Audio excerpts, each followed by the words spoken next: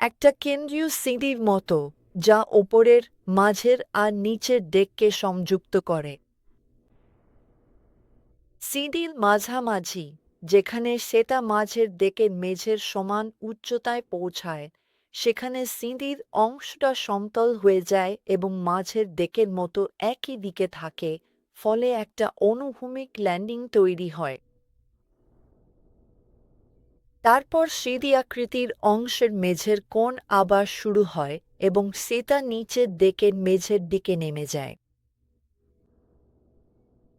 আরেকটি অংশ, যেখানে সমানভাবে উচ্চ রেজিস্টিভিটি দেখা যায়, সেটি মাঝের দিকে অবস্থিত এবং সরাসরি কেন্দ্রীয় সিঁড়ি আকৃতির অংশের পাশে, যার সঙ্গে এটি যুক্ত।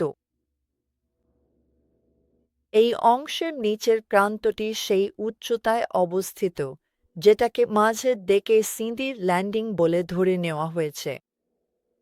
এই অংশটি বর্গাকার এবং আনুমানিক ৪ মিটার উচ্চতা ও ৫ মিটার প্রস্থের। এটি করিডোরের মতো আকৃতির এবং সিঁড়ি আকৃতির সঙ্গে ৯০ ডিগ্রি কোণে অবস্থান করছে, ফলে এটি মাঝের দিকে সিঁড়ির কেন্দ্রীয় ল্যান্ডিং বলে মনে হওয়া অংশের সঙ্গে সংযোগ স্থাপন করে।